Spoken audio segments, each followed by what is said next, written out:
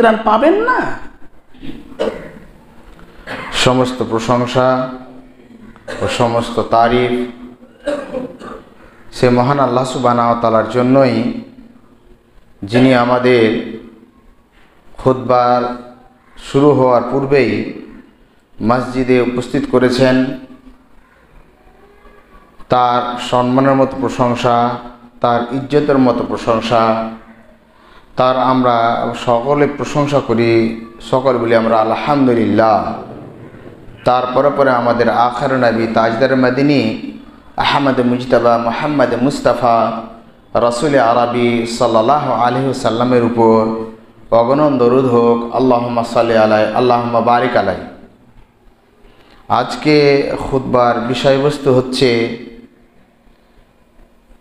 ছেলেদের হক মাতা পিতার উপরে। আমরা সাধারণত শুনে থাকি যে মা বাবার হক ছেলেদের প্রতি, মেয়েদের প্রতি। আজকে আমরা শুনব ছেলেদের হক, মেয়েদের হক, এক কথায় সন্তানের হক মাতা পিতার উপরে। ইসলাম এমন একটি আমাদের ধর্ম, ইসলাম এমন একটি আমাদের রিলিজিয়ন, বা ইসলাম আমাদেরকে এমন একটা শিক্ষা দিয়েছেন যে সব জায়গায় ভারসাম্য বজায় রেখেছেন। একতরফা একদিকে শুধু বলে গেছেন এটা নয়। এবং এই ধর্ম এমন একটি ধর্ম যে ধর্মের মধ্যে কিঞ্চিত পরিমাণ কমি নেই। আল্লাহ সুবহানাহু ওয়া তাআলা নবী সাল্লাল্লাহু আলাইহি সাল্লাম বলেছেন, এবং কোরআনুল কারীমের মধ্যেও পাওয়া যায় যে আল-ইয়াউমা আকমালতু লাকুম দীনাকুম ওয়া আতমামতু আলাইকুম নি'মাতি রাদিতু লাকুমুল ইসলাম দীনা। আমাদের দিন পরিপূর্ণ দিন এবং কমপ্লিট দিন। তাই শুধু আমরা মা বাবারই হক মনে করি, ছেলে মেয়ের যে মনে হয় হক নাই, এরকম নয়। তাই আমাদের ছেলে মেয়েদের যে কি কর্তব্য, কি করতে হবে আমাদের, এটাকেও আমাদের জেনে নেওয়া উচিত। আমরা সর্বপ্রথম দেখব যে ছেলে মেয়েদের মাতা পিতার উপরে সর্বপ্রথম হক হচ্ছে যে একটি সুন্দর মা হতে হবে। জন্মের পূর্বেই, ছেলে মেয়ের জন্মের পূর্বেই শরীয়ত বলছে যে তার মা নেককার পরেজগার হতে হবে। এবং বিশ্বনবী সাল্লাল্লাহু আলাইহি সাল্লাম বলেন যে তুনকাহুল মারআ লি-আরবাঈন। মানুষ সাধারণত 4টি জিনিস দেখে বিবাহ করে থাকেন। নাম্বার 1 অলি মালিহা, সম্পদ দেখে, ধন দেখে, তার টাকা পয়সা দেখে। নাম্বার 2 অলি জামালিহা, সৌন্দর্য দেখে। কেউ মনে করে যে তার সুন্দর টাকা পয়সা আছে, চলবে। দেখা গেল যে ওকে বলে যে ভাই টাকা পয়সা নেই কিন্তু মেয়েটা দেখতে সুন্দর, ঠিক আছে তাহলে চলবে। আর কেউ দেখে তার বংশ। যখন ঘটক তাকে বলে যে ভাই তার টাকা পয়সাও নেই, মেয়েটা একটু অত দেখতেও নাই, চলবে, কিন্তু তার বংশর দাপট আছে, লাঠি আছে, বা সম্ভ্রান্ত পরিবারের এবং বড় ঘরের, সেটা দেখেও বিবাহ করে কেউ। আর চতুর্থ নম্বর হচ্ছে এই যে বলে দীনেহা, দিন দেখে বিবাহ করে। বিশ্বনবী সাল্লাল্লাহু আলাইহি সাল্লাম এই 3টিকে অগ্রাধিকার না দিয়ে দেখলেন ফাজফুর বিদাতিদ দ্বীন তারিবাতি ইয়াদাক, যে তোমরা দিনদার মেয়েকে অগ্রাধিকার দাও। আর দিনদার মেয়েকে অগ্রাধিকার যারা দেবে না, তো সেটি একটি ভৎসনামূলক কথা বলা হয়েছে, বা তার হাত ধুলায় ধূসরিত হোক বলে তাকে আখ্যায়িত করা হয়েছে। যেরকম আমরা বলে থাকি যে ছেলে যখন কোনো কাজ ক্ষতি করেছে আর তার মা তাকে শিক্ষা দেওয়ার জন্য বলছে, যা ঠিক আছে দাঁড়া, তুই করলি ঠিক আছে, তোর বাবা আসুক তোকে মজা দিবে। তো তাকে কি মজা দিবে? সাজা দেওয়ার কথা বলা হয়েছে, অর্থাৎ তাকে সাজা দিবে। যদি কেউ সুন্দর দেখে, মাল দেখে, হাসব নাসাব দেখে পিছলে যায়, দিনকে অগ্রাধিকার যদি না দেয়, তাহলে তার কষ্ট আছে। এটাই হাদিস দ্বারা প্রমাণিত হচ্ছে বা ইঙ্গিত আমরা পাচ্ছি। আর এই মাল, আসল সম্পদ, আসল ধন, আসল হচ্ছে ম্যাটেরিয়াল হচ্ছে একজন নেককার পরহেজগার স্ত্রী। অন্য একটি হাদিসের মধ্যে পাওয়া যায়, আল্লাহ রাসূল সাল্লাল্লাহু আলাইহি ওয়াসাল্লাম বলছেন, আদ-দুনিয়া মাতা, পুরো পৃথিবীটা একটা হচ্ছে সম্পদ বা উপভোগ করার জিনিস। ও খায়রু মাতা'id দুনিয়া ইমরাতুন সালিহা, আর সবচাইতে উত্তম সম্পদগুলির মধ্যে উত্তম সম্পদ হচ্ছে নেককার পরহেজগার স্ত্রী। তাহলে বোঝা গেল যে পরহেজগার স্ত্রী একটা আপনার সম্পদ, আপনাকে টেনশন করতে হবে না।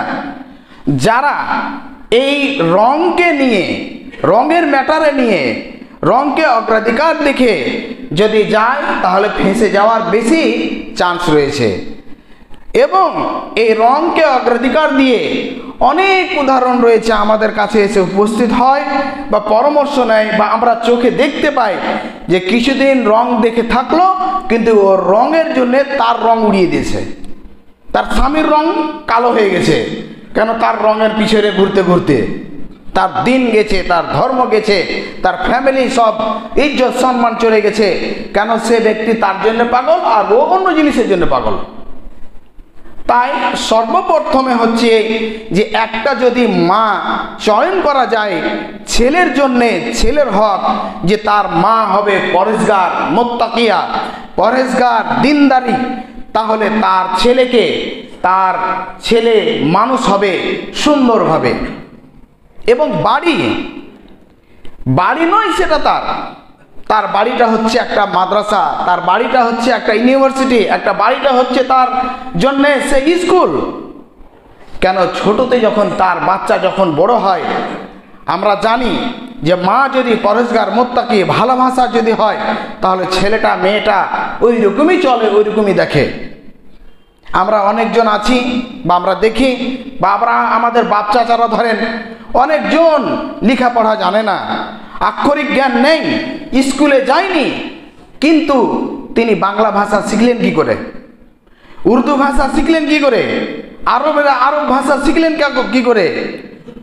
তাহলে বোঝা গেল যে কিছুগুলো জিনিস দেখে দেখে মায়ের কাছ থেকে নিজের মাতৃভাষা, আঞ্চলিক ভাষা অটোমেটিক শিখে নেয়।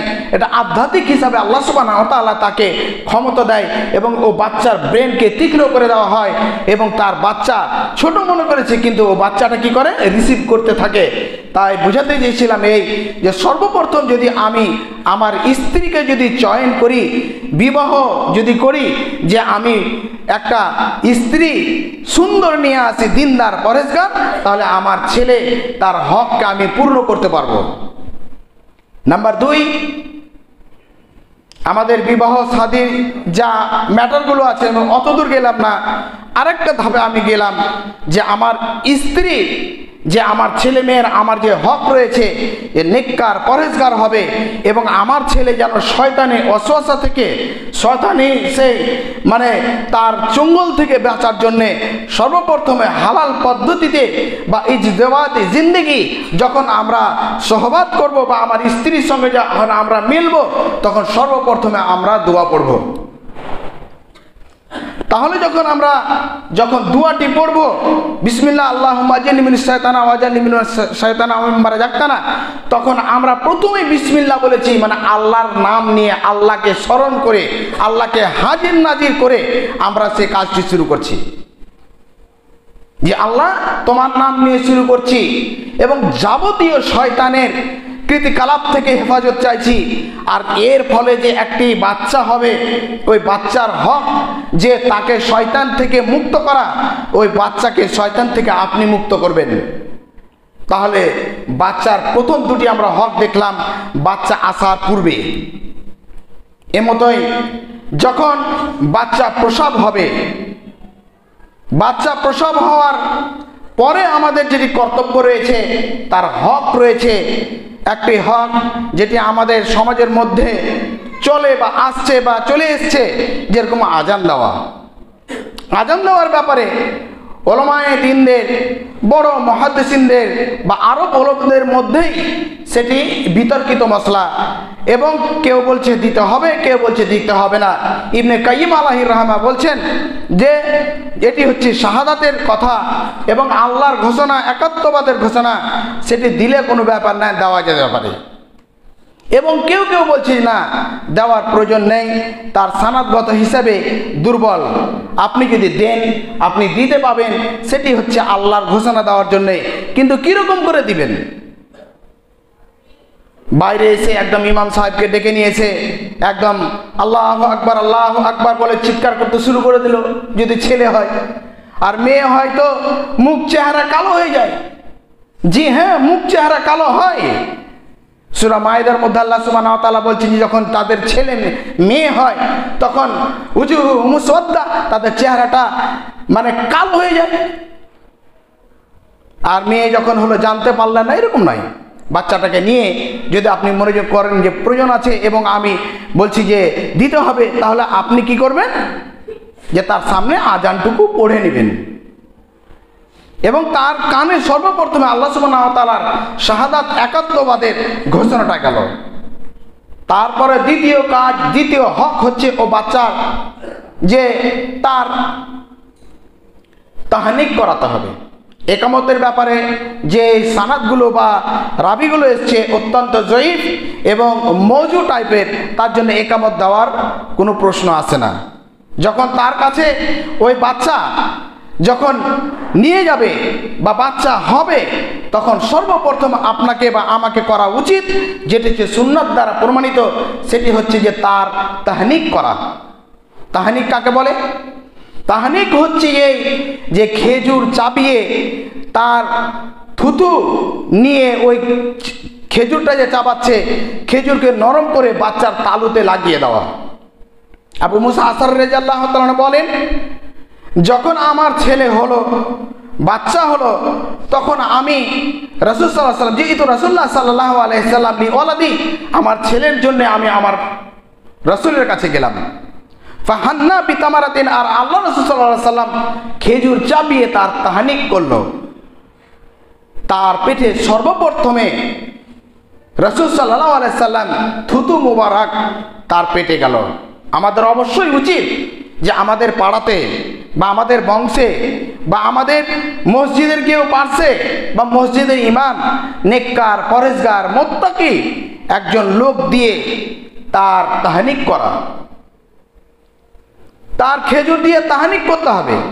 ডাক্তাররা বলছে, অনেক কথা বলছে, কিন্তু জেনে রাখতে হবে এর মধ্যে কল্যাণ আছে। কল্যাণ যদি না থাকতো তো বিশ্বনবী সাল্লাল্লাহু আলাইহি সাল্লাম করতেন না। একাধিক হাদিস দ্বারা প্রমাণিত। বিশ্বনবী সাল্লাল্লাহু আলাইহি সাল্লামের শালিকার বাচ্চা হলো আসমা বিনতে আবু বকর রাদিয়াল্লাহু তাআলা আনহা।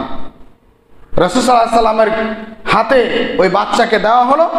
রাসূল সাল্লাল্লাহু আলাইহি সাল্লাম তাহনিক করার পরে তার জন্য দোয়া করলেন, আল্লাহুম্মা ফাক্কিহু ফিদ্দীন ইলমান নাফিয়া।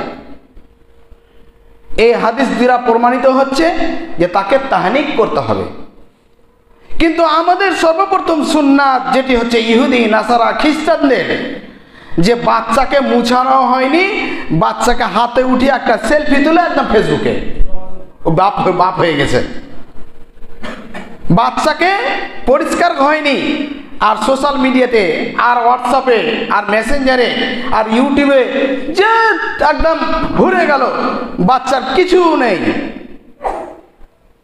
বাচ্চা যখন সর্বপ্রথমে দুধ খাবে, তখন তার হক যে শয়তান থেকে তাকে হেফাজত করাতে হবে। তাকে যখন দুধ পান করাবে, তখন তার মায়ের কর্তব্য হচ্ছে যে ডান দিকে এবং বিসমিল্লাহ বলে তার স্তনে মুখ লাগাবে। যদি না লাগায় তাহলে তার সঙ্গে শয়তানও পান করবে, শয়তানও অংশগ্রহণ করবে। এটাই ঠিক। আপনি শয়তানকে দেখতে পান বা না পান, আপনি শয়তানকে দেখেন বা না দেখেন, আপনার চোখে আসুক চাই না আসুক, আল্লাহ রাসূল বলেছেন মানে বলেছেন। তাহলে আপনার বাচ্চার একটি হক আপনার স্ত্রীর উপরে বা আপনার উপরে এই সুন্নাতগুলো পালন করা এবং এই সুন্নাত মানে দিক দিয়ে নিয়ে যাওয়া। আরেকটি হক হচ্ছে বাচ্চার বা ছেলে মেয়ের হক হচ্ছে যে 7 দিনের দিন তার আকিকা দিতে হবে। আমাদের সমাজে একটা জিনিস প্রচলিত হয়ে গেছে যে আকিকা যখন হচ্ছে এবং তার ফ্যামিলি বড়, তার বংশ বড়, তখন গরু দিচ্ছে, খাসি দিচ্ছে। একটা মেয়ে হয়েছে, তখন তার রাসূল সাল্লাল্লাহু আলাইহি সাল্লামের সুন্নাতকে কুরবানি দিয়ে রাসূল সাল্লাল্লাহু আলাইহি সাল্লামকে অপমান করে তার সঙ্গে একটা খাসি আর সেই আবার একটা গরু, বলে খাসিটা দিলাম বা ছাগলটা দিলাম বা ভেড়াটা দিলাম বা ভেড়িটা দিলাম বা দুম্বাটা দিলাম ওই মেয়েটার জন্যে, আর গরুটা দিলাম সবাইকে দেওয়ার জন্যে। বিশ্বনবী সাল্লাল্লাহু আলাইহি সাল্লাম এরকম করেননি। কোনো সাহাবা কেরাম দিয়ে প্রমাণিত নয় যে আপনি দুটা করবেন। আপনার গোশত না জুটলে আপনি কি করবেন? আপনি পুরো পাড়াকে ঠিকা নিয়েছেন। আর যারা গোশত পায়নি তাদেরও মুখ ফুলাবার কোনো দরকার নেই, তাদের মন খারাপ করার কোনো দরকার নেই। যে একটা বাচ্চা হয়েছে, মেয়ে সন্তান হয়েছে, ওই মেয়ের একটা ছাগল দিয়েছে, ছাগলের কত ওজন হবে? আত্মীয় স্বজনকে দিয়েছে, ফকির মিসকিনকে দিয়েছে, ও নিজে খেয়েছে বা তার আত্মীয় স্বজন বাড়তে আছে, তাহলে তো এতে মন ভারী করার কোনো দরকার নেই। এরও মন ভারী। এবার মনকে জগাবার জন্যে আরেকটা গরু, যদি না হচ্ছে দুটা গরু মেরে দিয়ে একদম পুরো পার্টি করে দিয়ে, এই দেখা গেল যে ওইদিকে আমরা শুনে নিচ্ছি বা শুনতে পাচ্ছি যে সুন্নাতের সময় অর্থাৎ খাতনার সময় প্রোগ্রাম করা যাবে না, তো এখনই করি। দেখবেন এই যদি স্বভাব যদি থাকে আর আমাদের মধ্যে যদি বিচারণা করতে শুরু করে, আস্তে আস্তে দেখবেন যে সুন্নাতের ওই অনুষ্ঠান ছেড়ে দিয়ে আকিকার দিনে অনুষ্ঠান শুরু হয়ে যাবে। আর এই অনুষ্ঠানকে রোকার জন্যে আমরা বেশি জোর দিয়ে বলছি যে আপনাকে ছেলে হলে দুটো দিতে হবে আর মেয়ে দিলে একটা দিতে হবে, এবং যতটুকু হয়েছে ততটুকু দিয়ে আপনাকে চলিয়ে নিতে হবে। এবং আবু মুসা আশআরী রাদিয়াল্লাহু তাআলা বলেন, রাসূল সাল্লাল্লাহু আলাইহি সাল্লামের যখন আমি কাছে আমার ছেলেকে নিয়ে গেলাম, তখন তার ওয়াসাম্মাহু ইব্রাহিম, তার নাম রাখলেন ইব্রাহিম। ছেলে মেয়ের হক হচ্ছে একটি হচ্ছে যে সুন্দর নাম রাখা, সুন্দর নাম রাখতে হবে। এখন আমাদের একটা সমাজে প্রচলিত একটা কথা শুরু হয়ে গেছে, সেটা কি জানেন? যখন আপনি নাম, আপনাকে বলবে যে মৌলানা সাহেব আপনি একটা নাম রাখেন, আবার আপনাকে দুই তিনটা শর্ত দেবে, ফাটাফাট ফাটাফাট মনে হচ্ছে ডাউনলোড হচ্ছে একদম। নাম্বার এক, মৌলানা সাহেব নামটা যেন কারোর না হয়, মৌলানা সাহেব নামটা যেন ছোট হয়, মৌলানা সাহেব নামটা যেন একটু সহজ হয়। তিনটা আপনাকে প্রশ্ন দিবে আর আপনি তখন উত্তর দেন। আপনি যখন নামটা দিয়ে যাবেন, হ্যাঁ এটা তো আছে, এটা হচ্ছে ওর ফুপুর, এটা হচ্ছে দাদর, এটা হচ্ছে ওর ভাইয়ের, এটা অমুক পাড়ার, বলো এখানে বাড়ি, ও কালীচকে থাকে, ওর নানির বাড়ি এখানে। নাম কোথা থেকে আসবে? যেগুলো নাম আল্লাহর পছন্দ, রাসূল সাল্লামের পছন্দ, সাহাবা কেরামদের পছন্দ, এগুলোই নাম রাখেন আপনি। আল্লাহ সুবহানাহু ওয়া তাআলার নিকটে সর্বপ্রিয় নাম হচ্ছে আব্দুল্লাহ, আল্লাহর দাস। আব্দুর রহমান যদি এই কথা বলেন তাহলে তার মুড খারাপ। কি মৌলানা যেরকম ওল্ড মডেল, ওর নামও ওল্ড মডেল। একটা জায়গায় খাসি ফেলে দিয়েছি আর বলছে নাম কি, তখন ওর নামই তখন বেরিয়ে আসছে বাইরে থেকে, দাঁড়া দাঁড়া দাঁড়া, মামা দাঁড়ান দাঁড়ান দাঁড়ান। বলে কি হয়েছে? বলে নাম রাখা হয়নি, খাসি ছেড়ে দিলাম। বলছে নাম কি করা যাবে? বলছে নাম একটা ভালো নাম রাখেন। কীরকম ভালো নাম? বলে যেন ছোট হয়, যেরকম আগে বললাম, তাড়াতাড়ি যেন বের হয়ে যায় আর কারো যেন না থাকে, আপনার মনটা গরম হবে কিনা। তখন আমি বললাম যে তাহলে আপনি থুতু রেখে দেন, চট করে বের হয়ে যাবে, কোনো বাধা নেই আর কারোর নামও নেই, আর মুখ দিয়ে বের হয়ে যাবে। হ্যাঁ মামা হাসটাটা কেন করবে না? নাম মানেই তো রাখা হয়েছে, নাম মানে তো থাকবে। কেমন কথা বলছেন আপনি? তা আপনাকে নাম রাখতে হবে শরীয়ত মোতাবেক। আপনার নামে যদি কোনো ভুল ত্রুটি থাকে, শরীয়ত বিরোধী থাকে, তাহলে জন্স ফন্স ইটু নিটু চিটু মিটু যা আছে, মুন্টু কুত্তা বিল্লি যা আছে, একটা বিবাহ পড়াচ্ছি আমাদের স্ট্যান্ডে যদুপুরে, ওর বাপের নাম হচ্ছে সুজন শেখ। বলেন তো আপনি হাসবেন না খুতবা পড়বেন না বিবাহ দেবেন? আর ওর নাম হচ্ছে কি জানেন? যে তোমার নাম কি চেতন শেখ, মানে শেখ লাগিয়ে দিলে নাকি মুসলমান হয়ে গেল। এটা মুসলমান? বলেন তো। না, এটা কি? তাহলে বাচ্চার সন্তানের একটা হক হচ্ছে যে সুন্দর নাম রাখা, সুন্দর নাম চয়ন করা। নাম্বার 5, বাচ্চা এবং সন্তানের আর একটি হক রয়েছে, যেটি দ্বিতীয় খুতবায় আমরা আলোচনা করব। আল্লাহ সুবহানাহু ওয়া তাআলা যেন আমাদের আমল করা তৌফিক দান করেন এবং ছেলে মেয়েকে যেন আমরা যেন আদর্শবান করে তুলতে পারি এবং কিয়ামতের মাঠে যেন আমাদের যেন গ্রেবান না ধরে, আমাদের কলার যেন না ধরে, সম্পূর্ণ যেন হক যেন আদায় করতে পারি। আল্লাহ যেন তৌফিক দান করেন। আল্লাহুম্মা আমিন।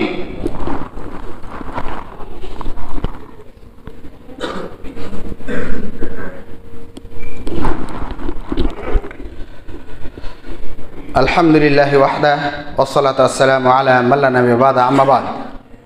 পঞ্চম হক হচ্ছে সন্তানের যে তার মাথার চুল মণ্ডন করা, তার চুলকে কেটে ফেলা, তাকে নেড়া করে দেওয়া এবং নেড়া করে দেওয়ার পরে তার চুল বরাবর সাদকা করা, অর্থাৎ চাঁদি দান করে দেওয়া, রূপো দান করে দেওয়া। আপনার এই খুব সে খুব আপনার 10 গ্রামও হবে না, 1 ভরিও হবে না, 400, 450, 500 টাকা দাম। কিন্তু এর চাইতে আপনি অনেক জায়গায় ক্ষতি করছেন, কিন্তু এই সুন্নাত জানেন না। জেনে রাখবেন, যদি আপনি সাদাকা দিয়ে দেন, এই দান করেন, বিশ্বনবী সাল্লাল্লাহু আলাইহি ওয়াসাল্লাম বলেন as-সাদাকা তুরাদ্দুল বালা, দান বালা মুসিবতকে দূর করে। যার দান দেওয়ার সামর্থ্য রয়েছে অবশ্যই দান দিবেন এবং মাঝে মাঝে দান দিতে থাকবেন। সেই চুপ করে দান দিতে থাকবেন, প্রয়োজন পড়লে প্রকাশ্যে দান দিবেন। যদি দান না দেন, আপনি ছলে বলে কৌশলে যদি ফকিরের কাছে আপনি অট্টলটি ধন সম্পত্তি রাখা সত্ত্বেও আপনি যদি মাপ চান, তাহলে আপনি একটা হচ্ছে বখিল, আপনি হচ্ছে একটা কৃপণ। আর বিশ্বনবী সাল্লাল্লাহু আলাইহি ওয়াসাল্লাম অন্যত্রে বলেন, কৃপণ আল বখিল লা ইয়াদখুলুল জান্নাহ, বখিলেরা জান্নাতে যাবে না। এবং ছলে বলে কৌশলে আপনার ওই টাকা, যে টাকা ফকিরের হক ছিল, মিসকিনদের হক ছিল, গরিবদের হক ছিল, ইয়াতিমদের হক ছিল, বিধবাদের হক ছিল, এক কথায় যার হক আছে আর আপনি তার হক দেওয়ার আপনি হচ্ছেন যোগ্য, তাহলে আপনি মৌলানা হতে পারেন, আপনি মুফতি হতে পারেন, আপনি কাসিমি হতে পারেন, আপনি মাদানি হতে পারেন, আপনি হাফেজ হতে পারেন, আপনি মণ্ডল হতে পারেন, আপনি সম্মানীয় ব্যক্তি হতে পারেন, কিন্তু আপনি পরেজগার মুত্তাকি হতে পারেন না। কেন? ওই হক রাখে নেওয়ার আর আপনি হক রাখেন দেওয়ার, কিন্তু আপনি ছলে বলে কৌশলে আপনি দান করছেন না। জেনে রাখা অবশ্যই উচিত হবে যে দান যদি না দেন আপনি পরিত্রাণ পাবেন না। দান যদি না দেন পরিত্রাণ পাবেন না। কেন? আপনার দান আল্লাহ সুবহানাহু ওয়া তাআলা কোন দিক দিয়ে বের করবে আপনি বুঝতেই পারবেন না। আপনি বলছেন ফরচুন গাড়ি আমার 50 লক্ষ টাকা, 60 লক্ষ টাকা দাম, আর যখন ট্রাফিকে একজন ফকির হাত বাড়িয়েছে তখন আপনি গেটটাকে খুললেন না, দানও করলেন না। আর যদি খোলাই ছিল তাহলে বলবেন যে মাফ করবেন। আপনি ফকিরের কাছে মাফ করে এলেন, বাড়িতে এসে দেখছেন যে আপনার ছেলেটা ওই ঠেলা গাড়ি, যে এই যে 35,000 40,000 টাকা ভুম গাড়ি নিয়ে দিয়েছিলেন, ভুম গাড়ি উল্টে দিয়ে ধুম হয়ে গেছে, অর্থাৎ হাত ভেঙে গেছে। বুঝেছেন? তাহলে আপনি কত বড় বিপদে পড়লেন। হতে পারে আল্লাহ সুবহানাহু ওয়া তাআলা আপনার 10 টাকার বদলে আপনার ছেলেকে এই বিপদ থেকে বাঁচিয়ে দিত। হতে পারে আপনার রাস্তাতে যেতে যেতে ওই যে মামুরা দাঁড়িয়ে থাকে, বলে দাঁড়াও, কোনো কাজে নেই, দাঁড়াও, 4 জন আছে, কি ব্যাপার, এ কোথা থেকে, পেপারস নিয়ে আসো, একটা ঠুকে দিল কাগজ, কি করবেন আপনি?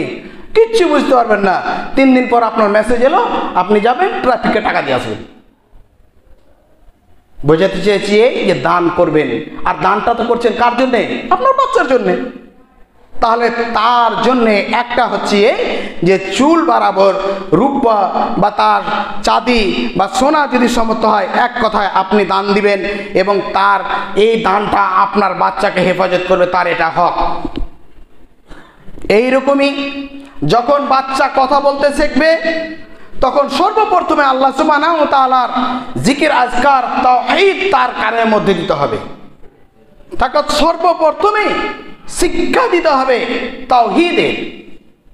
তাওহীদের শিক্ষা, মানে যে তাকে শুধু তাওহীদ তাওহীদ তাওহীদ।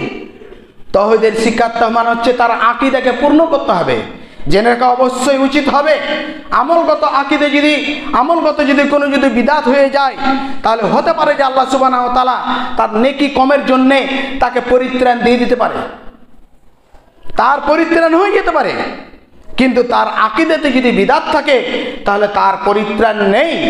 তাই সর্বপ্রথমেই আমাকে আমার ছেলের হক হচ্ছে যে তার আকীদাকে ঠিক করা, তার তাওহীদকে ঠিক করা, তাকে শিক্ষা দেওয়া যে পৃথিবীর মধ্যে তোমাকে কিঞ্চিত পরিমাণ কেউ লাভ করে দিতে পারবে না, কিছু লোক তোমার কিছু ক্ষতি করতে পারবে না, কিঞ্চিত পরিমাণ চুল পরিমাণ তোমার লাভ করতে পারবে না, ক্ষতি করতে পারবে না।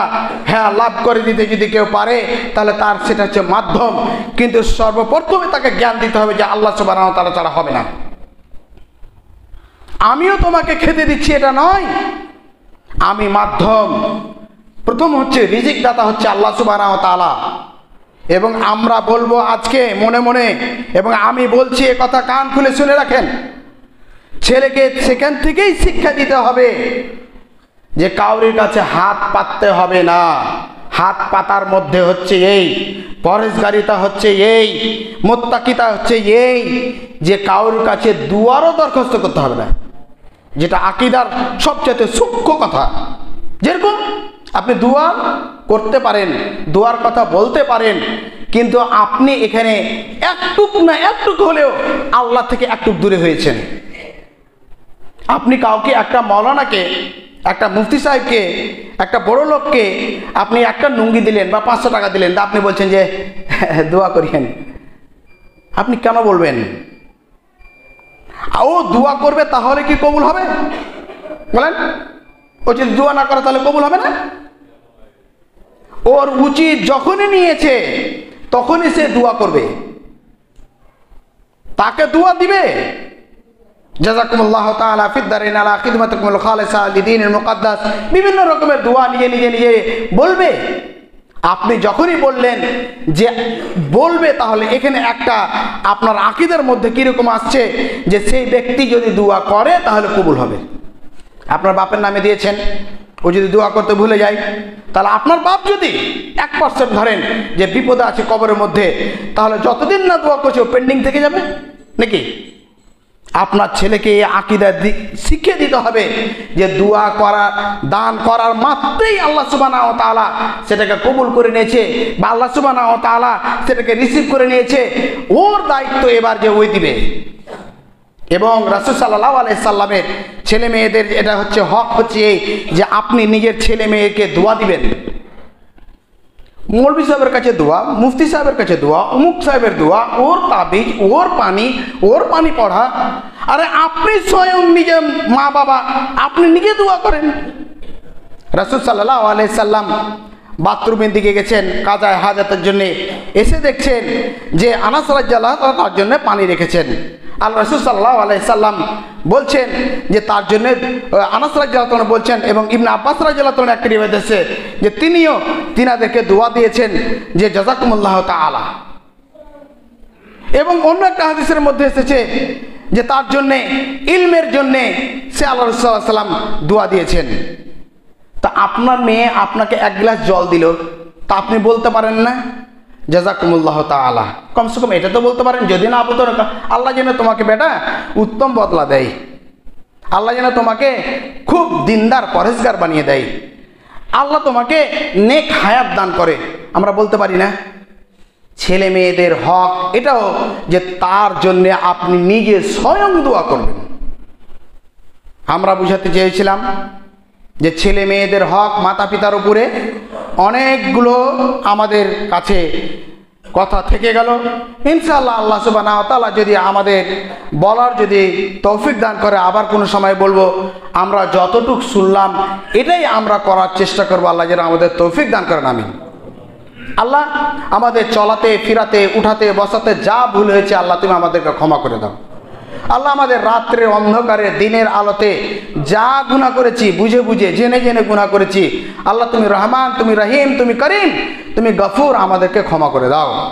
আল্লাহ আমাদের মধ্যে অনেকগুলো লোক অসুস্থ রয়েছে, আল্লাহ আমাদেরকে সুস্থতা করে দাও। আল্লাহ আমাদের মধ্যে অনেকগুলো লোক ঋণগ্রস্ত রয়েছে, ঋণকে পরিশোধ করার তৌফিক দান করো। আল্লাহুম্মা কফিনা বিহালালিকা আন হারামিকা ওয়াগনিনি বিফাদলিকা আম্মান সিওয়াক। আল্লাহ আমাদের মধ্যে অনেকগুলো ব্যভিচার রয়েছে, সমাজের মধ্যে রয়েছে সুদ, ঘুষ, চুরি, ডাকাতি। আল্লাহ আমাদের এই নিকৃষ্ট কাজগুলো থেকে আমাদেরকে হেফাজত করো। আল্লাহ আমাদের মরার সময় কলমানুসব করিও। আল্লাহ আমরা যেন ডান হাতে আমলনামাটাকে পাই। আল্লাহ আমরা যেন পুলসরাতটা চট করে পার হয়ে যায়। আল্লাহ যেন আমাদের যেন রোজ হাউসরে আরশের ছায়াটুকু পায়। আল্লাহ আমরা যেন হজ খসরে পানিটুকু পান করি। আল্লাহ যেন আমরা যেন সবাই যেন জান্নাতুল ফেরদাউসে অংশগ্রহণ করি। ওমা তৌফিকা ইল্লা বিল্লাহ। এ আল্লাহ, যে জিনিসগুলো চাইলে আমাদেরকে দিয়ে দাও, যে জিনিসের আমাদের প্রয়োজন আছে তুমি রব, তুমি আমাদের গায়ে থেকে সাহায্য করো। ওমা তৌফিকা ইল্লা বিল্লাহ। রাব্বানা তাকাব্বাল মিন্না ইন্নাকা আনতাস সামিউল আলিম ওয়া তুব আলাইনা ইন্নাকা আনতাত তাওয়াবুর রহিম। সাল্লাল্লাহু আলা খায়রিল খালকি মুহাম্মাদিন ওয়া আলা আলিহি ওয়া সাহবিহি বিরহমাতিকা ইয়া আরহামার রাহিমিন।